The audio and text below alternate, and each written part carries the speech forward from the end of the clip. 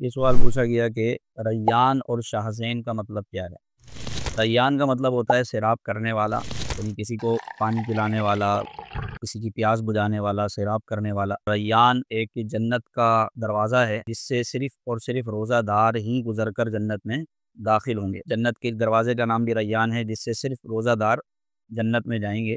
تو ریان معنی کے اعتبار سے اچھا نام ہے، لہذا نام رکھنا درست ہے۔ اور دوسرا پوچھا گیا اسی کے ساتھ ساتھ شاہ زین، تو شاہ یہ فارسی کا لفظ ہے، اس کا مطلب ہوتا ہے بادشاہ۔ زین کا یہ عربی کا لفظ ہے، زین عربی کا لفظ ہے اور اس کا مطلب ہوتا ہے زیب و زینت۔ تو شاہ زین کا مطلب ہوگا زیب و زینت کا بادشاہ۔ تو معنی میں تعلی ہے، تھوڑی سی خود پسندی ہے، خود سرائی ہے۔ بہتر یہ ہے کہ صحابہ و اہل بیت کے نام پر نام رکھا جائے، لیکن البتہ شرعاً شاہ زین نام رکھنا درست ہے۔